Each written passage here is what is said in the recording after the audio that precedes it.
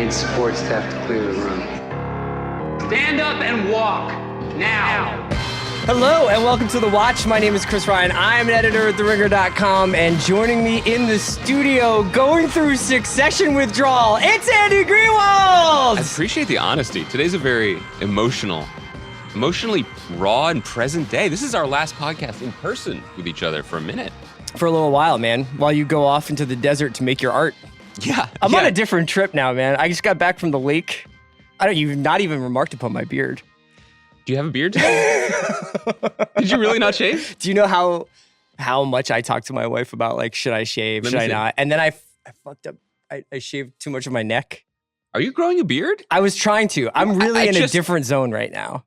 Wow. I came in here with my own cone of feelings. Yeah. I was like, oh, he doesn't notice. Maybe it's not that noticeable. I fully didn't notice. I mean, you look like your normal, handsome, smiling self. Greenwald, it's Monday. I'm back from vacation. Incredible. We're gonna talk about. We're gonna talk about our lives, man. We're gonna talk about each other. I think. Look, and then we're gonna talk about content wars because there's a bunch of like little news things from TCAs, announcements of shows that are coming up. Mm-hmm. And I kind of was just like looking at all these stories coming out of the last few weeks, and I felt like it would be a good time to do a content wars update. You see the big picture now, man. Well, I work with Fantasy. I just see the chessboard. No, Sean, we wanted to talk about Sean's article today about the Oscars, and we didn't get a chance to talk about that last week, but you should listen to the emergency big picture that Sean, Amanda, and Willie Simmons did on that one. But I was just thinking about today about like, it's an interesting moment. I feel like there was a flood of announcements of acquisitions, of new shows, of new seasons of shows, and it positioned all these different networks that we tend to talk about a lot in a very interesting counterpoint to Netflix, which is essentially the big bad right now. Not the big bad in terms of its morality or its evil or not, but it's like that's the boss level. Everyone's reacting to Netflix. Of course. And they are actually now articulating that. So I thought we would go through a couple of the networks that we tend to talk about and look at their slates and look at their position in the game. But first, let's just talk about what's going on with us. I just think that's important. I think that after this many years of doing a podcast together, so many years of friendship, we even shared a photo from our friendship. Yeah, thanks for the comments on my hair, guys. Mislabeled. People were like, this was 20 years ago. Nah, that's just 10. That's just 10 years ago. 13. I just feel like there's space for us, There's space for us to just be real with people. Let it rip, man. Like, let's just be honest. It's your hour. Look, I'm the one taking all the flack. Are you? For unpopular ice cream opinions, okay? Yeah. Like, that's still, that fire's still smoldering. That was some fuck shit. Dude. Look, I'm great. First of all, one thing I've learned from being a TV critic and watching a lot of television is that anytime a male character of a certain age says, guys, I'm great. In fact, I've never been better. I'm not a bad man. He's telling the truth. Yeah. I want to hear about your time up north. Yeah. You were rafting. I was in Lake Tahoe. You were consuming some content, though, while you were there that I feel like, did you want to talk about that? We can't. I think, so here's the thing. I think Patrick Hoffman talked about this book, Dog Soldiers, while I was... Patrick Hoffman, author of Every Man a Menace. Yeah, it's just probably my favorite book of the last few years. And we got a chance to have him on the podcast. He was part of the Double Down Book Club. If you haven't read Every Man a Menace, I highly recommend it. People are reading it. I think he mentioned Dog Soldiers, which is a novel by Robert Stone. I think it's from 1975. Okay. Won the National Book Award. It was made into a movie called Who Will Stop the Rain with Nick Nolte in the late 70s. The movie was called Who Will Stop the Rain with Nick Nolte. Yes, exactly. What if they started calling things like John Travolta and Kirstie Alley, look who's talking? They did. That's accurate. Spoiler, it was the baby. Yeah. I read this book while I was gone, man. It really put me in a different place. You're different now. Yeah. You have a beard, sort of. It's about, surprisingly enough, it's about a journalist in Vietnam towards the end of the war who decides to smuggle heroin back to California. Wow. And he enlists his friend, quote unquote, Nick Nolte, named Hicks, to do it for him. And when Hicks gets to California, he's supposed to bring the drugs to the main character, John Converse's estranged wife, Marge, who works in a porn theater in San Francisco. This is rich stuff. And they're gonna sell the dope, and it goes very wrong. But it is like this incredible journey from Saigon to San Francisco down to L.A. and Hollywood, Laurel Canyon of the early 70s. And it was really, really great. It reminded me a little bit of Don DeLillo's Running Dog. They're very good companion books. Because they're about dogs. They're just about the collapse of like the late 60s and what the void that was left afterwards, which I think is increasingly becoming my favorite thing to read about. Well, I wanted to go there because, first of all, I'll just break some news on this podcast. Ordered myself up a copy of the book. Yes! I have... Clutch. I'm going to have a lot of free nights in the desert coming up. There are no free nights in the desert. You can only do peyote and talk to coyotes, 6 out of every 7 nights. Yeah. So that's taken care of. It might, in fact, become a Double Down Book Club selection. Yeah, I'd love that. People want to get a jump on that. I'd love that. But when you were describing it to me, I realized that you and I and all of us, and probably a lot of our listeners, have cultural sweet spots where there are eras that we will basically consume any culture related to.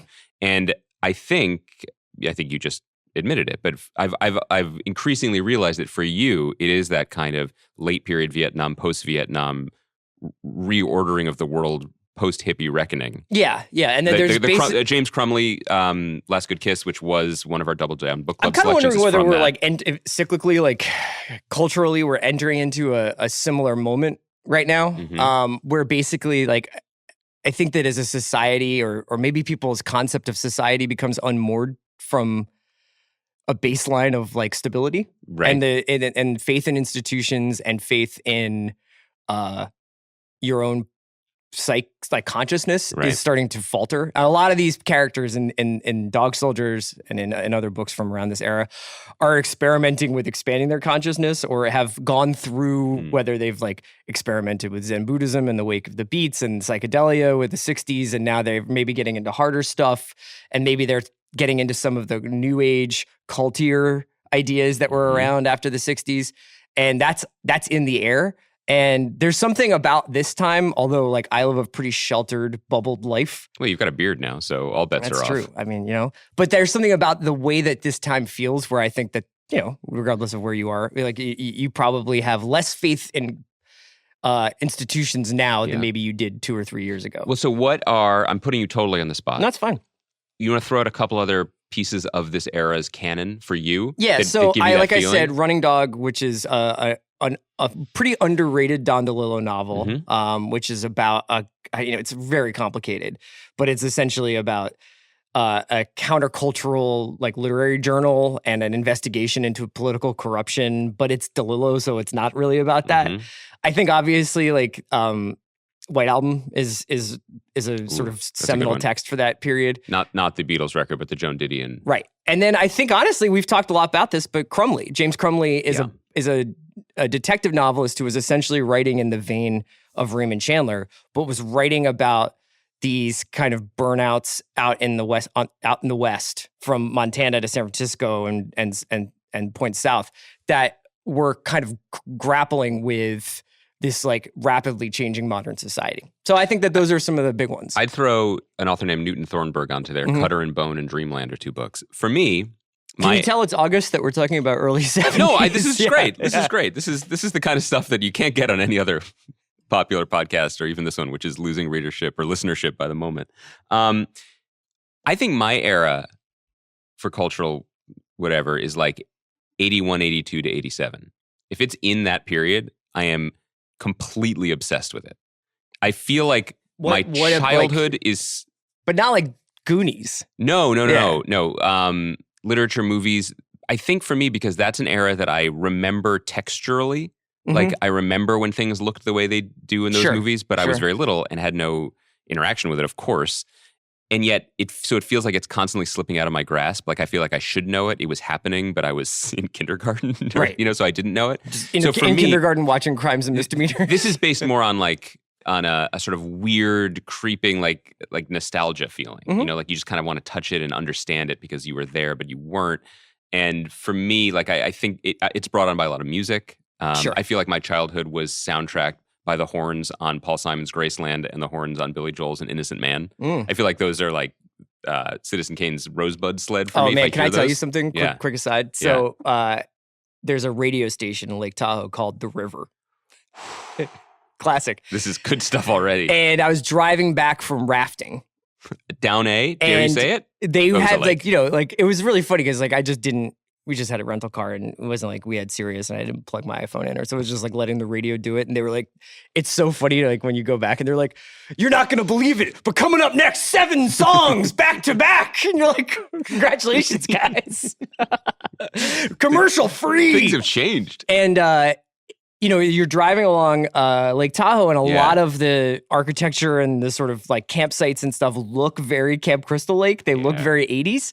And they were playing like Tommy Two-Tone, 867-5309, and Bad by U2, and Big Time by Peter Gabriel. And I was like, God damn, this music is good. That you know it does. It's weird to find yourself like in that moment where you're like, the actual out what I'm looking at out my window matches perfectly with what I'm listening to. I love that. Yeah. I like another song that you're reminding me of that I used to hear a lot driving to day camp. Genesis's Invisible Touch. Oh yeah, I mean that's still a jam. Phil. But I would just say like that. Obviously that music, but like I think a lot about this. Whatever, you guys know what I like in ice cream now, so I'm leaving it all on the table. But like in the film Hannah and Her Sisters, Sam Waterston wears like a tweed jacket and dates caterers. And I'm like, that was a thing? Like Sam Waterston in that movie is younger than we are now. And he's just like, Diane Wiest, let me take you to my favorite opera. Like, for real? Yeah. That is as far away seeming to me as Daniel Day-Lewis's behavior in The Age of Innocence. And yet, we were alive. Yeah. So I'm just fascinated by that. Anything else you want to do? Yeah, I just want to throw one other book on the pile for people I'm really enjoying. There's a New York Review of Books they publish books also, and they've been like republishing books that have gone out of print, and you can't really go wrong with a lot of what they put out. But recently they put out a book called Ivory Pearl by one of my favorite writers, a French mystery writer named Jean-Patrick Manchette. Mm-hmm. And he wrote a couple of books that I strongly recommend. Super dark noir. Like, he thinks adjectives in these books are really frilly. And one of them is called The Prone Gunman, that was made into a bad Sean Penn movie a year or two ago. Oh yeah, The Gunman, yeah. Not that bad. The book's great. Really? You want to? Okay. Did you see it? I just assumed it was bad. Basically, the thing with that movie is that everybody who's good is in it. Like, Elba's in it. Yeah. I think Bardem is in it. Yeah. It's pretty brolic. All right, so let's check it out for the pod. But anyway, read the book. Also a book called Fatale. But Ivory Pearl, those books were huge successes, like revolutionized the modern mystery in France. And then he just didn't know what else to do. So he fell silent for about a decade and translated Watchmen, the comic book. Then a friendship with an author that he met at a mystery convention named Ross Thomas, who is my favorite writer, who wrote the book Briar Patch that I'm making the TV show based on, inspired him. Oh, you're making Briar Patch? Because I have a competing Briar Patch. It's Sam Esmail's Briar Patch, according to the trades, which is fine. He was inspired to try something new, and he imagined a book that would like basically do what you really like in books, a shadow history of the 20th century told through fiction.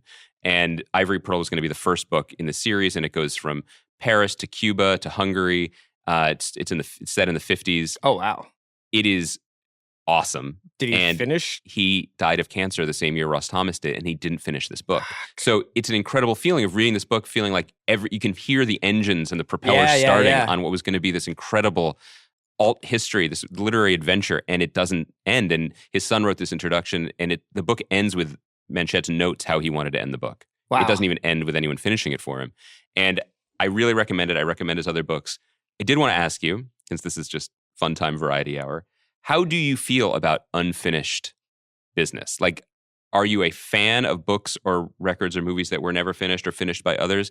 Do you think of that as a separate category? For me, it drives me crazy, the thought of it. It's so painful. I guess it's a different. I'm not mad at demos in music. Yeah. So I and ever since remember like the Bob Dylan bootleg series and I'm pretty into I want to hear like the alt version of this. I want to hear it when they're just like tuning and they started playing Tonight's the Night for the first time.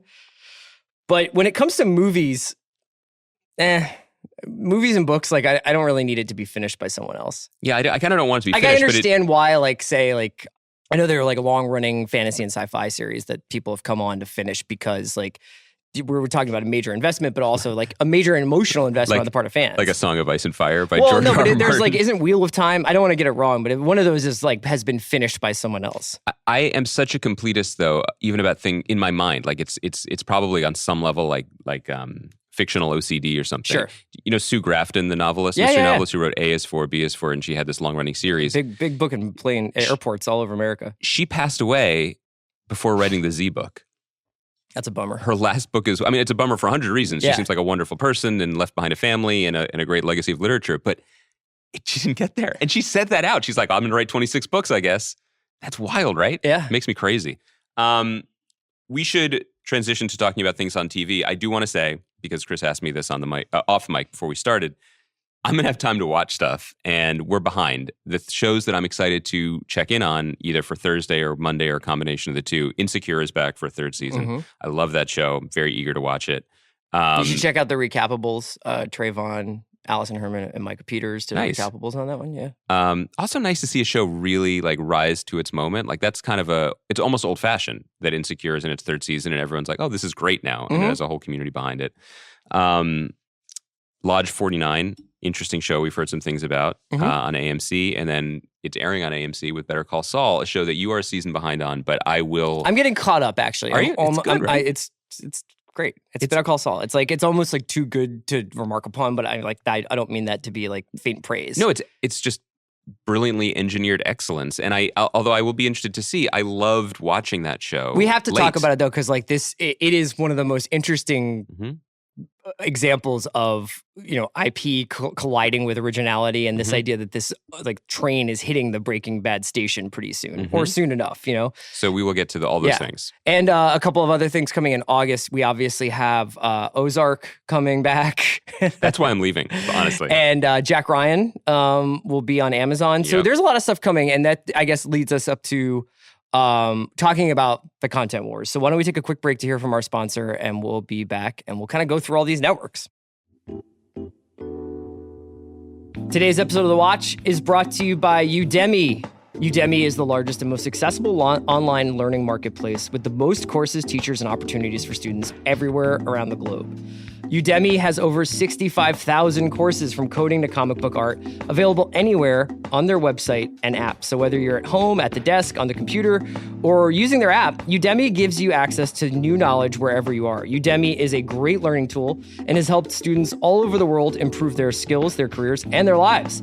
I've been dabbling with trying to learn another language, and I've been checking out some of these Udemy courses, and they're really awesome. They have beginner level courses, especially for someone like me who doesn't have a ton of time. It's great to be able to just access on the fly.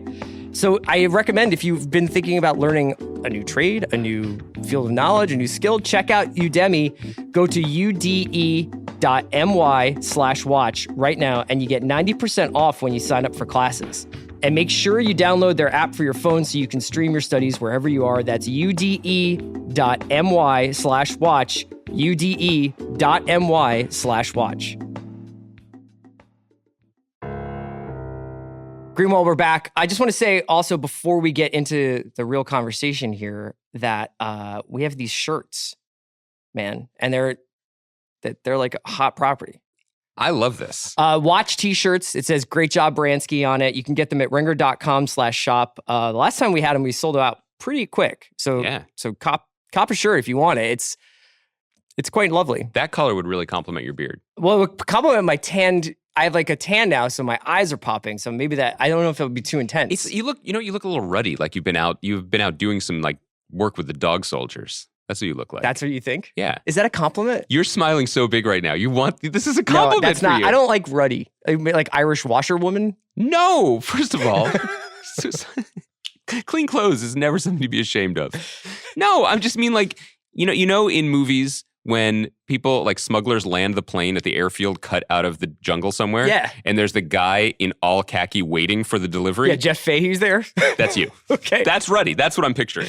Okay. Greenwald. So what I did is I basically broke down a bunch of these networks and talked a little bit. We want to talk a little bit about where they are right now. Jeff Fahey? Yeah. You still got it. Frank, man. I love it. And then we're not going to talk about Netflix. Here's why. Okay. Everybody is reacting to Netflix, whether consciously or unconsciously. And a lot of those networks have explicitly stated they've figured out their line that they're going to use in opposition to Netflix. So this is something that you noticed coming out of each network's presentation at the TCA, the Television Critics Association. Typically what happens is network presidents show up at the TCAs and they give a sort of State of the Union speech about their network, but also about the state of television in general. And this is an act sort of popularized by FX's John Landgraf, who coined, peak TV, I think, right at this. He's also, in return, was dubbed the mayor of TV. The mayor of TV, and came him. back with another chapter of this sort of long-running commentary about the state of television that he is now dubbed the Gilded Age of television, which we're going to get into. But now Casey Bloys from HBO does it, and David Nevins does it, and David Madden, I believe, from AMC does it, and everybody is kind of giving their spiel. And increasingly what you're hearing is we're at a moment of scale, so everybody is producing a ton of stuff, and if they're not, they're going to be. They're doing that in response to Netflix, and this, what they see as pretty soon, Netflix is already producing an unprecedented amount of original content across docs, non-scripted, scripted, and movies. Every category, yeah. Right. But that's so places like HBO, places like FX, places like AMC have to sort of recontextualize themselves in the face of that. Now, Andy and I in the past maybe year or so have been like, it's like, what's up? Like, what's going on with FX now? Or like, what's going on with it? Like, we kind of just are like, those are just television networks. But there's something about the last couple of weeks where I feel like they've at least represented themselves as, we're a television network and we are curators, or we are this in the face of that. So I kind of want to just go through a couple of these networks. FX is one that I think is pretty interesting. We haven't talked a ton about their shows in a while. I'm sure, since obviously Atlanta was something that we talked about quite a bit, and Taboo remains near and dear to my heart. And Trust, but we didn't, it fell off. Yeah. In both in terms of quality and also our commentary about it. But I wanted to talk a little bit about their presentation. So Landgraf gave this speech at TCA's called and basically dubbed this era the Gilded Age. And this is a quote from him. "The number of new series I've seen announced just this week, including ours alone, makes me suspect that the golden age of television has become the Gilded Age of television.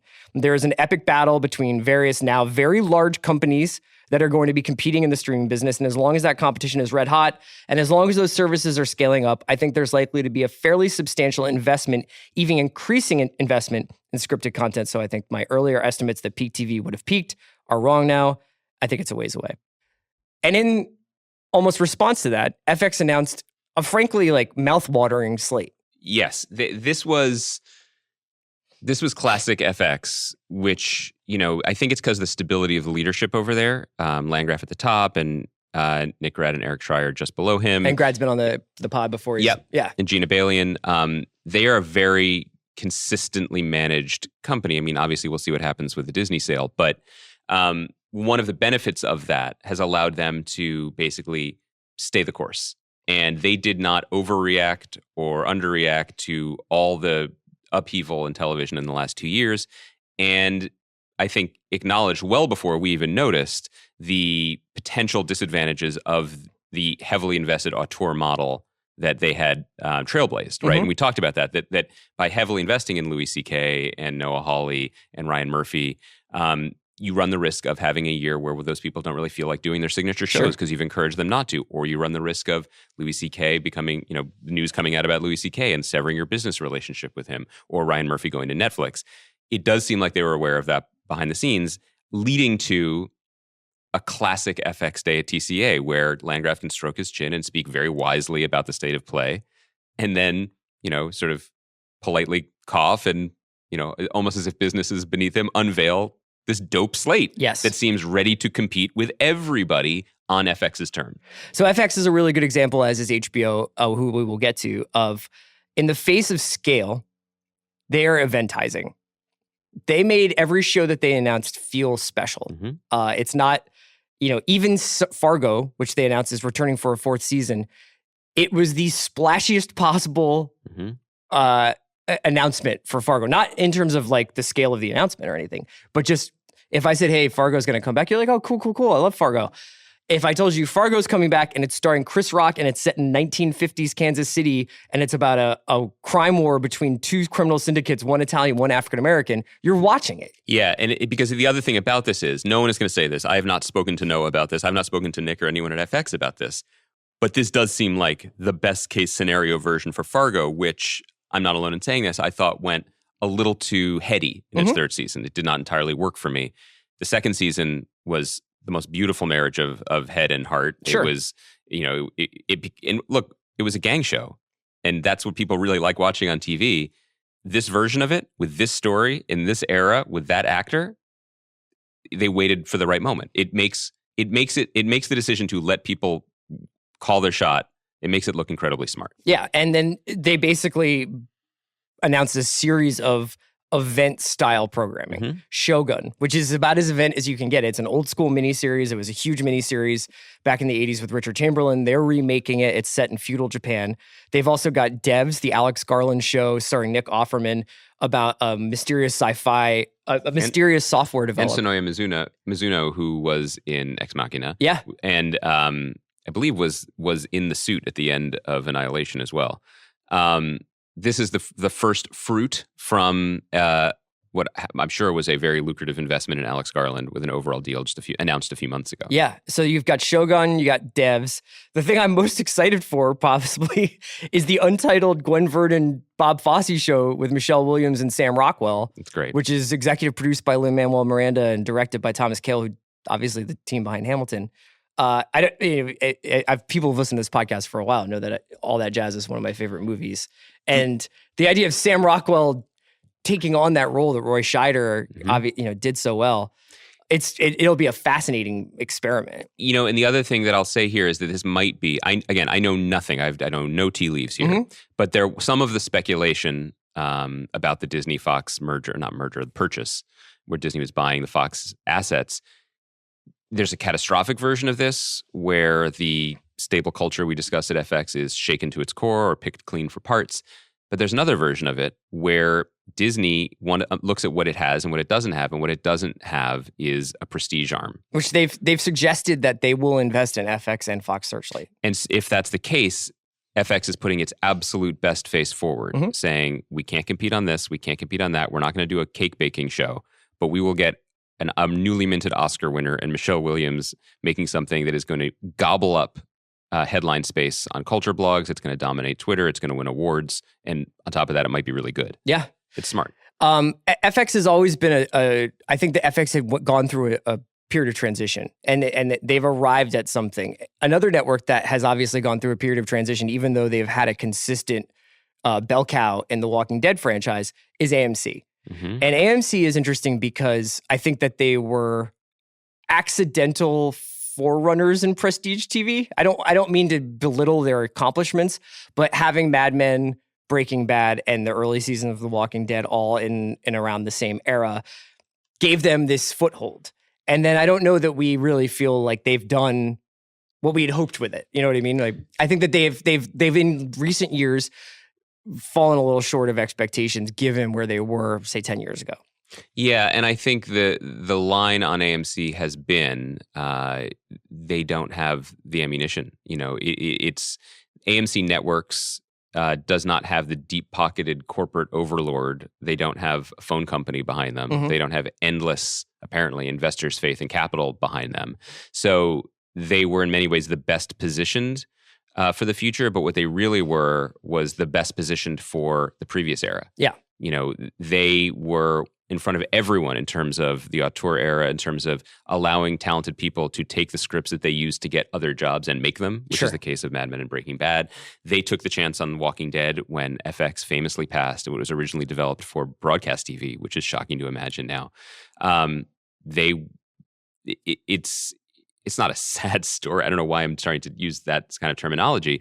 It does seem like there was a missed opportunity despite them consistently making good programming or good programming decisions. There's been incredible stuff on Sundance.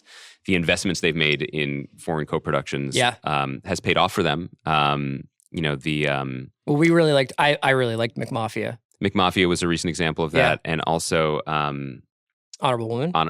Honorable Woman, one of our favorite shows of the last few years. No, I'm thinking of the Le Carre. Night Manager from a couple of years ago, and they'll have Little Drummer Girl coming. So let's get into that because David Madden did a little bit of his own land graphing by sort of positioning AMC as prestige popcorn. That was his quote. And if you look at their slate through that lens, it's really interesting. It's this idea of trying to pick off people who want genre stuff that's a little intellectually stimulating. That's intellectually stimulating. So you have the Walking Dead empire. You have Better Call Saul, which I think is like it may never hit Breaking Bad levels of zeitgeist capturing, but it will probably continue to develop an audience as it stays on Netflix. And it's a valuable chip for future streaming libraries. And it's a valuable chip.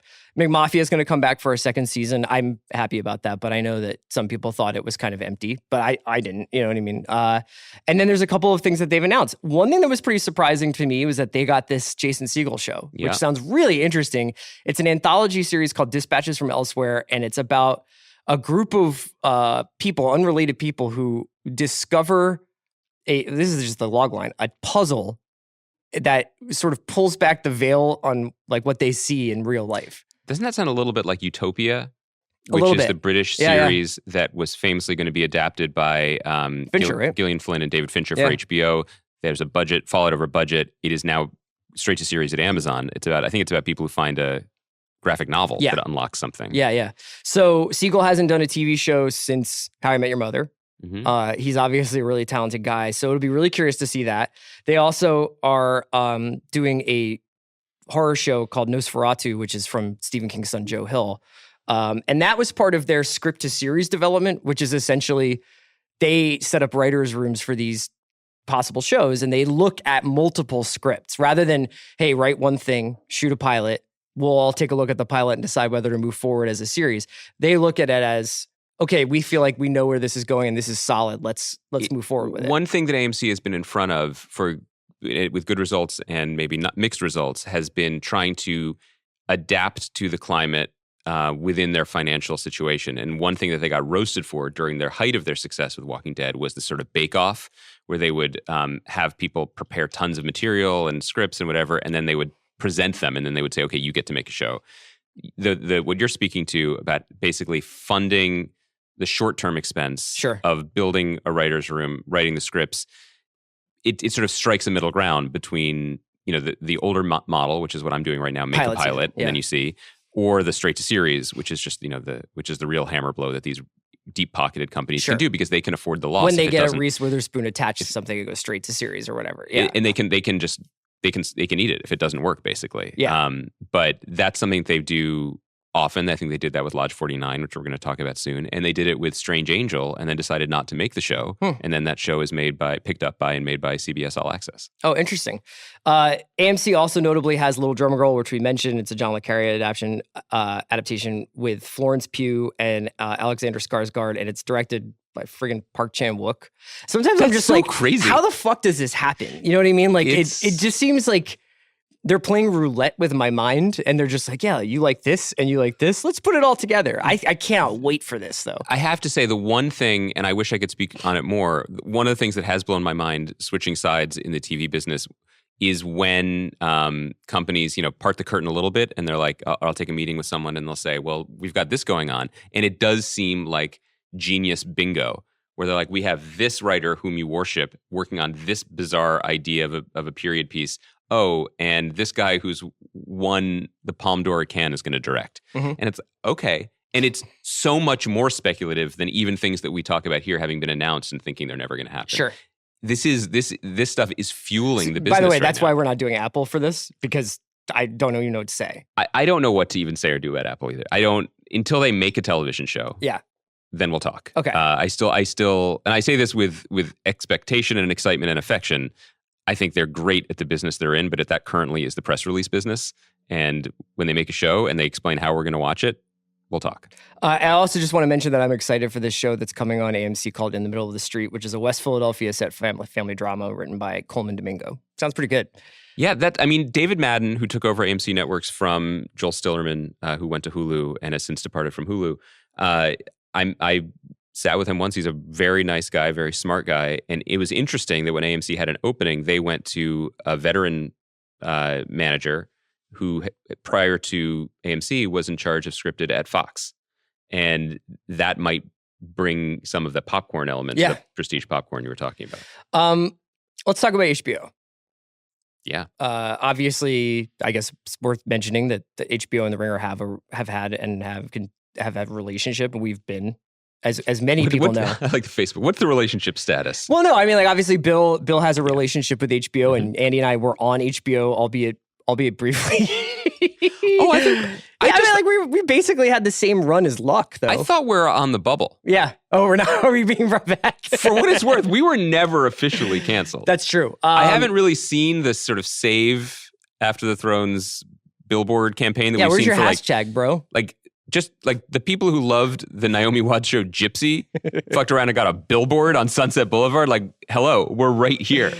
Obviously, the AT&T deal went through. There was an initial dust storm about John Stankey's speech to HBO employees at a kind of town hall about the culture shift. I love his name is John Stankey. And then, it does sound like you're making that up. But there was one thing that he said at that town hall that I wanted to bring up. It was basically a conversation between him and Richard Plepler.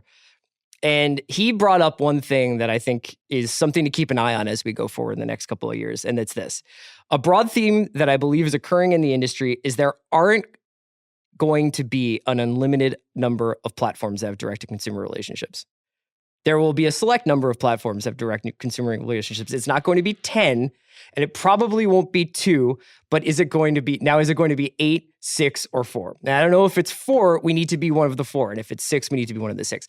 That's crucial. Does he need to be one of the 8? I just want to follow this I through. assume so, but the point is that we're seeing this sort of huge arms race going on. Someone's going to lose the arms race. Mm-hmm. I don't even know who it really could be. You know what I mean?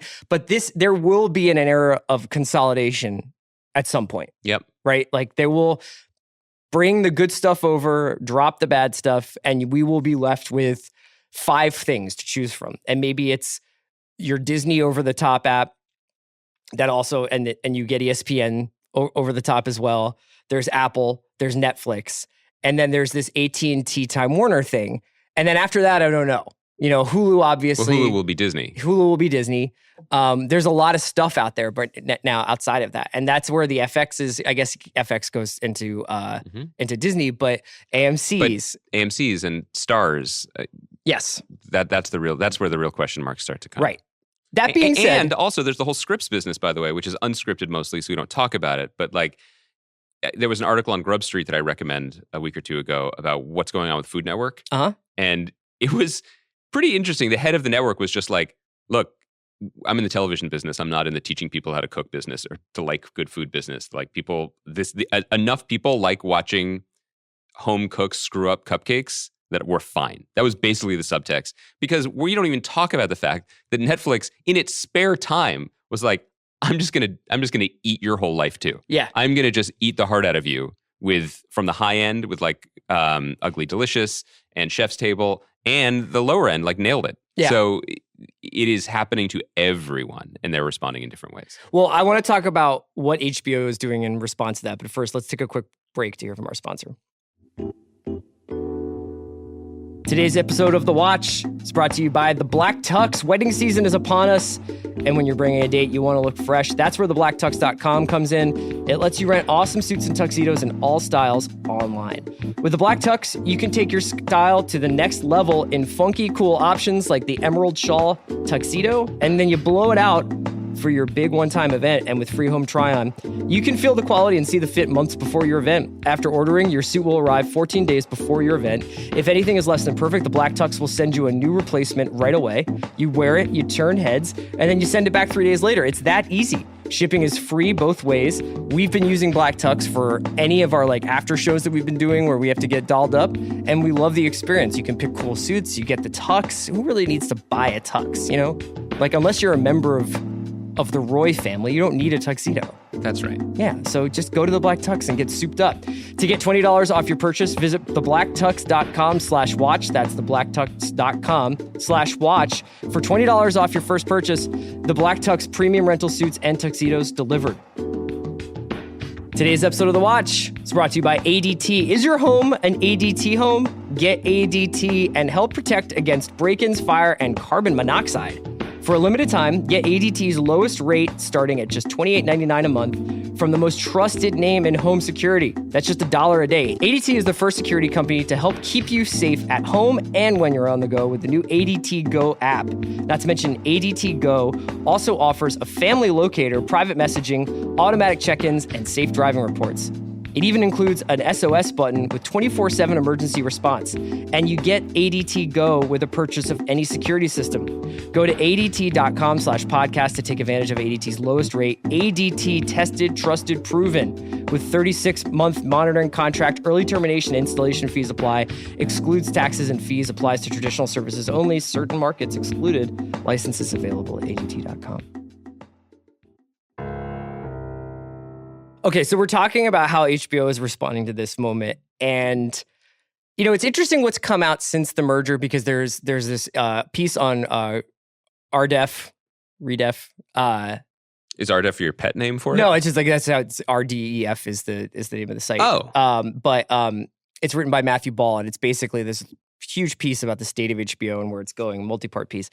And one just random detail in there is this tidbit that he said that they had to pass on Glow for financial reasons. Wow. Yeah. And that's an interesting idea because we think of HBO as just this like flush, star-studded, Game of Thrones, Westworld, we're spending hundreds of millions of dollars. But we were talking about that in terms of Succession because it's a show where it is filmed in New York. That's where it's filmed. Yes. But then they just decided to also shoot an episode. They were in that manor for 3 weeks. Then they shot an episode in New Mexico. And then they shot 2 or 3 episodes in a mansion outside of London. Yeah. So I don't know whether HBO is back. That's a stupid thing to say. But there is definitely been an uptick in them throwing their weight around a little bit. They've got Damon Lindelof's The Watchmen. That was announced a while ago. They won what was apparently a bidding war for Joss Whedon's return to television with The Nevers, which is a Victorian set Joss Whedon show. So add in people with powers and, maybe some banter. Yes. And they've also got the first show written by J.J. Abramson's Fringe, Demimonde, which is apparently about a family and a portal to another dimension. It's J.J. Abrams. Is there a mystery box? Yeah. That being said, there's also The Undoing, which is a collaboration between David E. Kelley and Nicole Kidman. Lovecraft Country, which is Jordan Peele's show. My Brilliant Friend, the adaptation of My Brilliant Friend. Camping with Jennifer Garner from Lena Dunham. I'm waiting for you to say the words I want to hear. The New Pope. The New Pope. I'm getting to that's and then they have a lot of these networks don't have this, and HBO has returning series. Now sometimes they take a while to come back, and sometimes they may not be as good as they were when they were there. But they've got the final season of Game of Thrones in the first half of next year, and then they've got True Detective season 3, and they've got The New Pope, and they've got Big Little Lies season 2 with Meryl Streep. Those are like now all of a sudden you look at that, and you're like, oh, they have like a show, and you have to imagine Succession. I think Kieran Culkin talked about they're going to get back together in January to shoot the next season. So you're talking about 5-6 shows that are big conversation pieces. Now, they have a ton of work to do on scale, on how they're going to program their app, what they're going to be as like a offline kind of off the box kind of entity. Yeah, because again, if we're talking about Netflix's effect, it's not just in making these giant swings in scripted. It's the fact that Netflix is also just nibbling away. The stand-up comedy business the focus seems to have shifted to Netflix. Their documentary business is just getting warmed up. And those are the kinds of things that have also been bread and butter for HBO and help their content library remain peerless. So they are fighting they're fighting wars on a lot of fronts right now. Exactly. HBO and Showtime have always sort of been, you get HBO, you get Showtime, like when you get cable, and they're the sort of grandfathers of this whole shit. And Showtime is in an interesting spot. We've talked a little bit about this. We mentioned that Desus and Mero were going to Showtime. We mentioned, there was another, you really were with Smilf. There was a couple other things I was just, there's Billions, obviously. But they also have these other shows like Black Monday. Well, that's what I was going to mention, this upcoming slate. Oh, let's talk upcoming slate. Yeah, so they have Black Monday, which is an 80s Wall Street crash show. Set in my sweet spot. Yes. Starring our friend, Paul Scheer. And other people, Andrew Don Rannells. Cheadle, Andrew Rannells, Regina Hall. It was created by David Caspi, who made Happy Endings, along with Seth Rogen and Evan Goldberg, among other people. They have Kidding with Jim Carrey, which looks like it.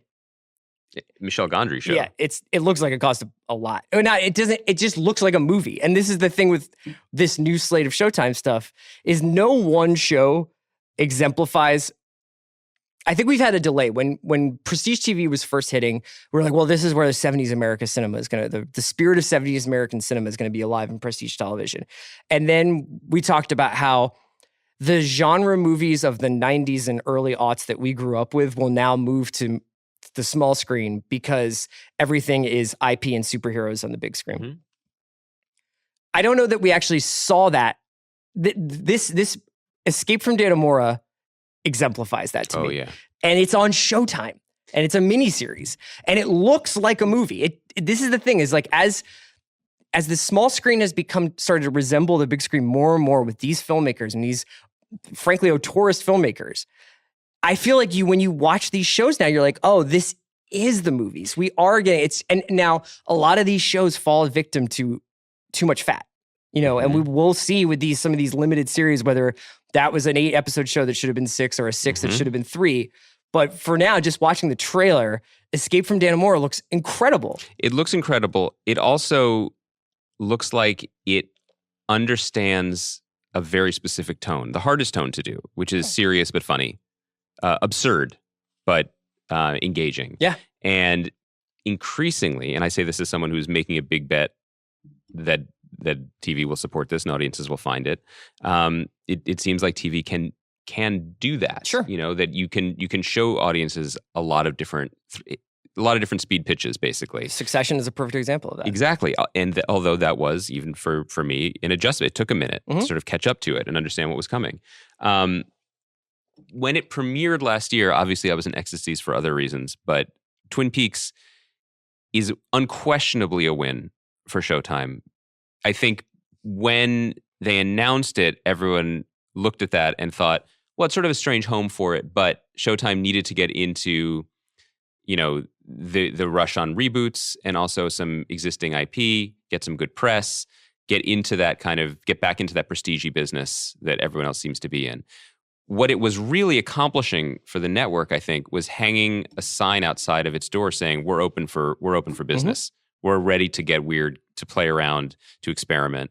And then post Twin Peaks, you get things like Patrick Melrose, which we talked about briefly. You get the Sacha Baron Cohen show, which we haven't talked about at all. And then they still have the thrum of Homeland, which is going into its last season, Shameless, which is going into its next season, Ray Donovan, Billions, which is going to go for another 5 seasons probably. They are diversifying in a way that people have been agitating for them to do for quite some time, in a way that seems impressive. Now, because they have a slightly smaller slate, when they hit to hit big. So Halo is their big Game of Thrones play, and we did a whole podcast about that. If that doesn't hit, then that's going to be a very expensive misstep. Yeah. But it's impressive to be developing on 2 tracks. I mean, did we mention City on a Hill, the Kevin Bacon drama? I mean, that's Aldous Hodge and Kevin Bacon. It's from Matt Damon and Ben Affleck, and it's about the 90s in Boston and I think a district attorney and a FBI agent who joined forces to clean up Boston. And it's got a Culkin. And it's got Rory Culkin. Yeah. We talk about making big bets. So we end with Amazon. Wait, when are we talking about USA's brilliant investment? I decided in not a young, hungry, because he didn't eat breakfast really. Go on. I decided not to do as USA for, what do they call that? Incestuous? Conflict of interest. That's right. But with Amazon, and I really they have the Romanovs, they have Homecoming from our buddy Sam, they have Miss Maisel season 2. Yes, I'm more excited about that than basically any other And then show. they have fucking Lord of the Rings coming at some point in the distant future. They feel more like a movie studio to me. They feel like the bets that they're making are the biggest bets you can make. You put Julia Roberts in a show, you make Lord of the Rings, that's you're basically competing with like Warner Brothers. You know? I think, yes, but I think that's because their TV business has been in flux since the minute it was introduced. When they put Roy Price in charge of it, Roy Price has since stepped down due to allegations of misbehavior.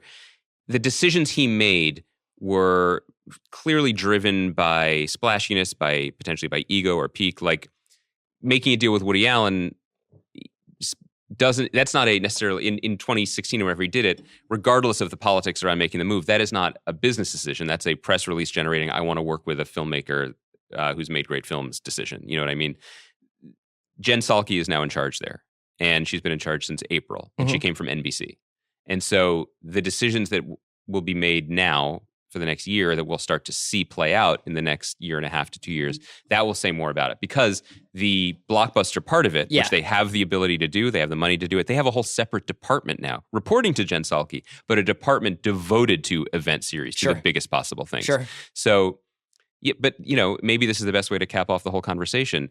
If Big Homie from AT&T was saying there's only going to be 4 companies or 6 companies, look, Apple's going to be one of them. And Amazon's going to be one of them. And Amazon's going to be one of them. Netflix is going to be one of them. We know that. Those slots are taken.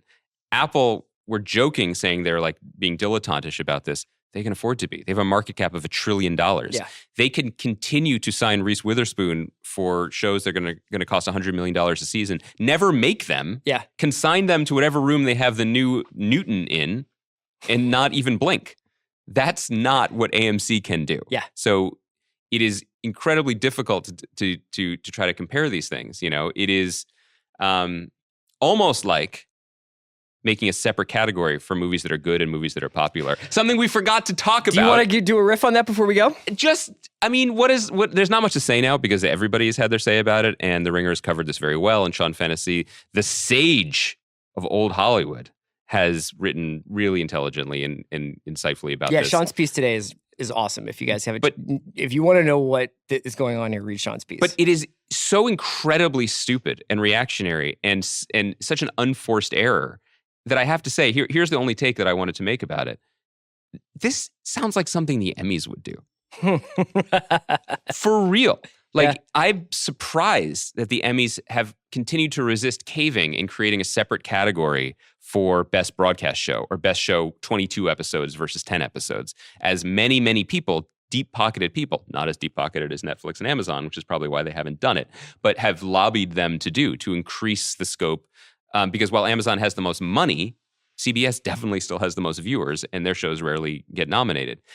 This is like I always thought that the Emmys would cave, they would cater, because there used to be this sort of younger sibling thing about the TV where if Al Pacino showed up, he would get an award just for being there, just for sitting in the audience. But there's that streak at the Oscars that I make fun of every year, and people say, you make fun of this every year, you need new material. And I say, good point, but I'm going to drag it out again, where they have those long things where the movies are like, here's some movies, you might like movies. Here's some people talking about their favorite movies. And we're like, we know your movies. You know how I feel about this. You know I disagree with you. I don't know how you disagree with me. Yeah, I like the movie montages. No, I know you like the montages. I thought you were saying you like the idea of a popular Oscar. Oh, I don't. It's like a participation trophy. It's idiotic. I don't think they need to do this. I don't think. I guess I've just hit a point where I'm tired of optimization and I'm tired of people trying to fix it, and I get it, but this wasn't something. The Oscars can only represent the movies that come out. If the popular movies aren't that good, they're everybody wants to nominate Logan or I know Logan only got nominated for screenplay, but there is a deep desire to nominate Black Panther for Best Picture. It probably is going to happen. It was going to happen. But could I also say, especially in an era where the ceiling has been lowered for everybody in media, Lady Bird is popular. Yeah. Lady Bird made a lot of money for an independent film. The Oscars nominating Lady Bird made it a lot more money and got a lot more people to watch something really good. More people watched Lady Bird than watched The Marvelous Mrs. Maisel, for example, probably, or Patriot. I'm just trying to name Amazon shows that they spent more money on than A24 spent on Lady Bird. Not because those aren't good also, but because what's popular? And if you are so popular that we don't even need to have this conversation, if you've made $700 million, why do you need a trophy? Why do you also need a trophy? Right. It's like you're already a reality star show. Why do you have to be president? It's ABC, isn't it? It's ABC being like, we invested a lot of money in this. We want this to be a digestible show. We want it to have a guarantee that the biggest movies of the year are going to make appearances outside of technical categories. But it's just so weird because Disney owns Black Panther and Disney owns ABC. Jimmy Kimmel puts on a good show now. I mean, he's got that job for as long as he wants it, and he's very good at it. It's an entertaining show. The cast of Black Panther will show up. They will look incredible in their outfits. They will present awards. We will see the familial spirit between them that we love so much on the red carpet and in the movie. Why do they also need to? It's so bizarre. And it's such a self-inflicted wound that it's crazy. It weakens we're talking about awards, but it weakens all of this going forward in a very strange way. But look, that may be a good capper for a show that was basically about how TV is only growing. That's true. Sorry, movies. You're done. You're done, movies. We'll be back Thursday. Let's say we'll talk Lodge and Better Call on Thursday. Insecure. I'd like to get into whichever also. One, it's dealer's choice, man. You're the one on the road. I just want to say it's been a pleasure doing a podcast with you in person before I got the eagle tattoos all over my body. And I'm not talking Doug Peterson. I will be remote for the next few weeks, but I'll be here. All right, brother.